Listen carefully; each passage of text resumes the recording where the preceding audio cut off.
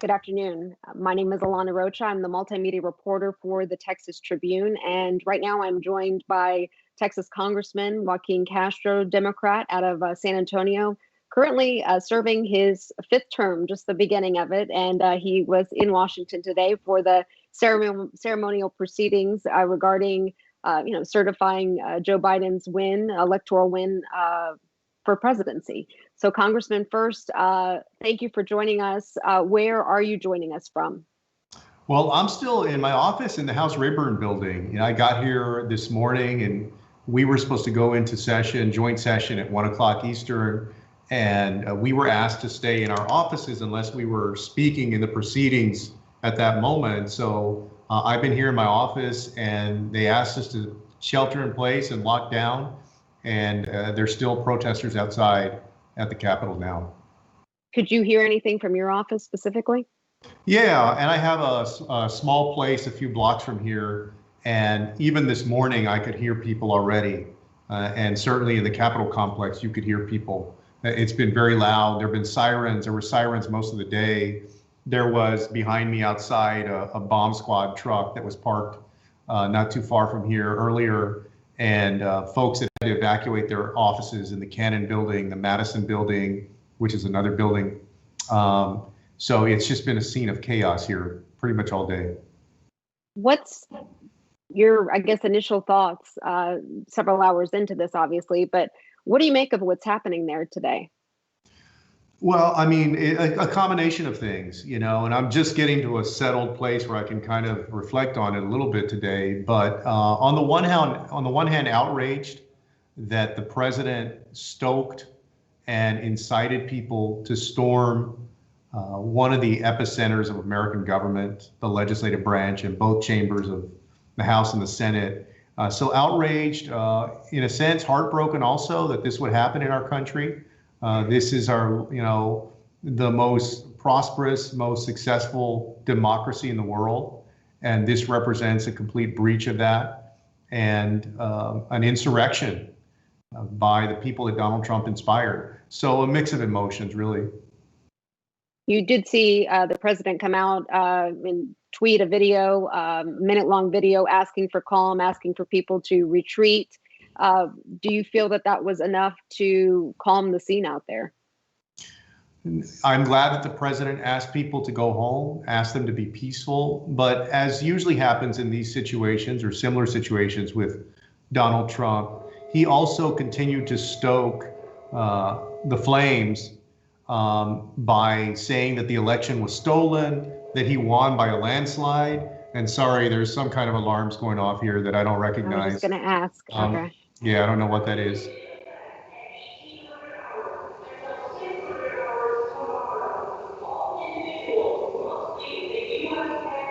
Yeah, some kind of part of the emergency system here.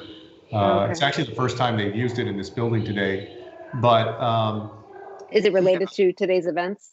Yeah, I imagine so. I think they're trying to tell people to get out of the building, which I imagine means that there are probably folks that have gotten in here that aren't supposed to be here. But yeah, I mean, the president continues to fan the flames. And I think he knows what he's doing at this point. Although I do think that this man is not in his right mind, that we need to consider removing him from office. And I also think the people who enabled him, like Ted Cruz and Josh Hawley, I have called for Ted Cruz's resignation because he's been completely irresponsible and dangerous during this process. Ted Cruz is a highly intelligent guy, and he knows what he's doing, and he knows that he's wrong, and he continues to do it. He sent out a fundraising email in the last few days trying to make money for his campaign for president, no doubt, in 2024 off of what's going on. And that's just beyond shameful. It's dangerous.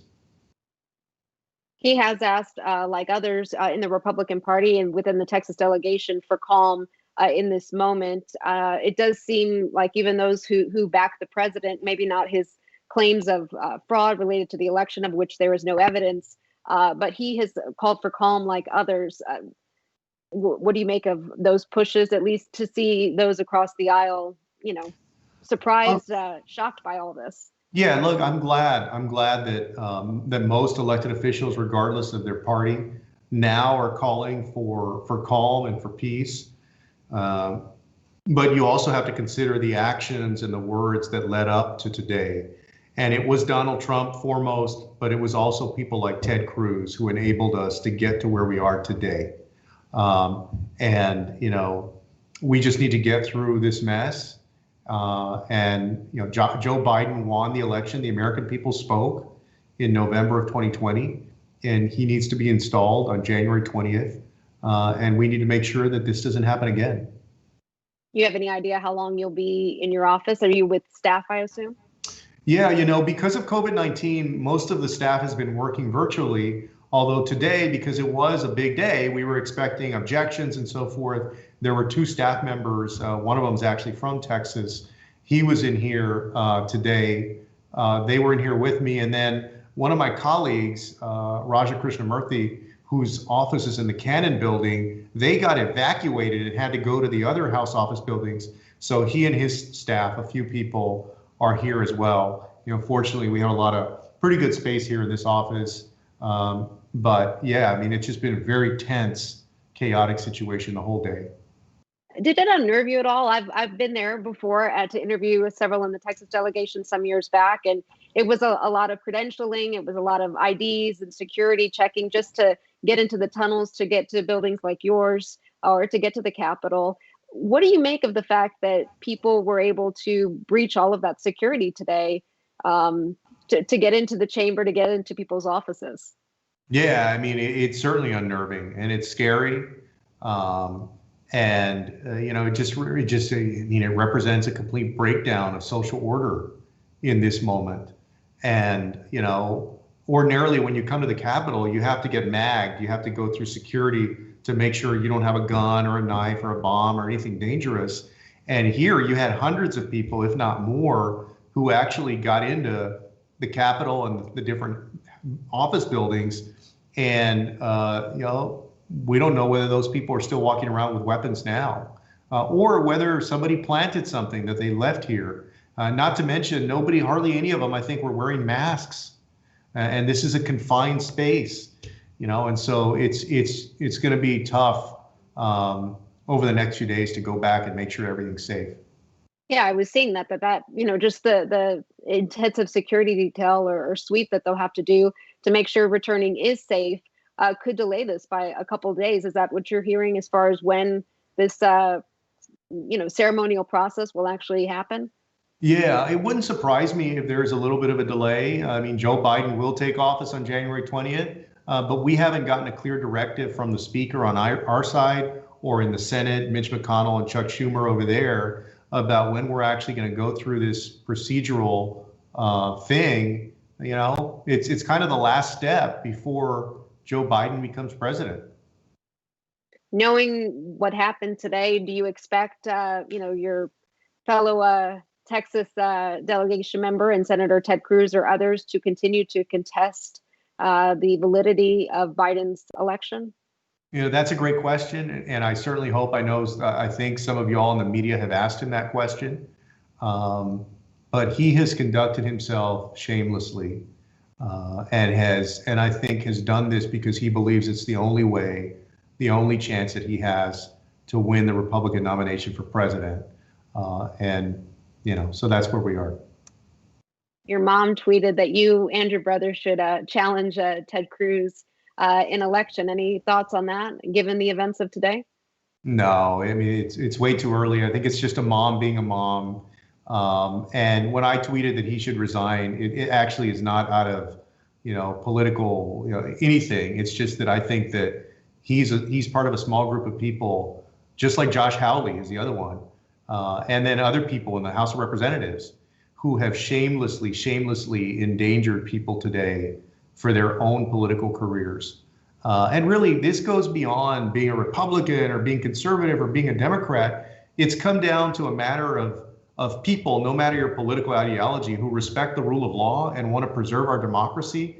And then a group of people, including Ted Cruz, who obviously are willing to cross the line and inspire other people to cross the line. And that's why I said what I did today. Given the security being breached there today, do you expect different protocols now on the Hill moving forward? Yeah, I would think so. What I noticed early on is that the Capitol Police, they're very professional. They take their job obviously very seriously. And in normal situations, they're pretty well equipped to deal with what may come.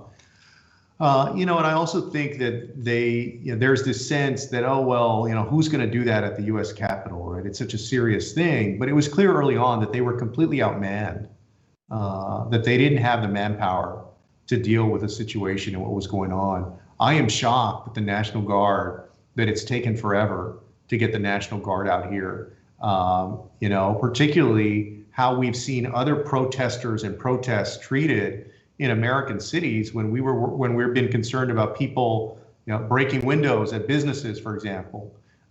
Here you've got this institution of American government, and the National Guard was nowhere to be found. Do you think there was a double standard, as many have pointed out online, as far as how these protesters have been treated, or mob rule, if you will, rioters, different terms for how they're acting today versus what we've seen in say, Black Lives Matter related protests related to police violence? Sure. Look, I can only go off of what I've seen glancing at the television here and there in what's been a chaotic day. But yes, I think a lot of protesters, including in like my hometown of San Antonio, they were shot with rubber bullets. People had tear gas used on them quickly.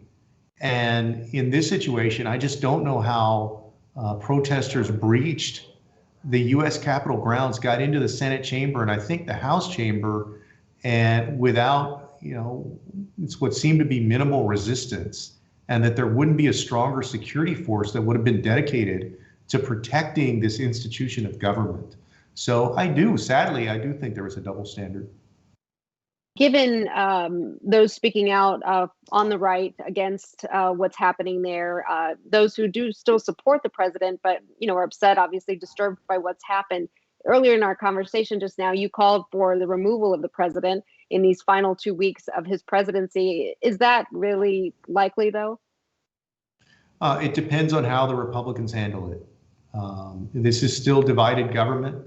Mike Pence has the ability as vice president to invoke the 25th Amendment. That is up to the people who are Republicans and who are part of the president's cabinet. And the onus is on them, if there's going to be a removal, to do it. I just don't see how, at this point, seeing what this president has incited by literally an insurrection, an attempted coup in some ways, how anybody could think that this man is in his right mind at this point. Congressman Castro, Joaquin Castro, Democrat out of San Antonio, we thank you for your time today. Glad you're safe there in your office, and hope for a safe travel home up the street tonight. So thank you. Thank you. Thank you. You are watching the Texas Tribune, and feel free to continue following our coverage at texastribune.org. Thank you.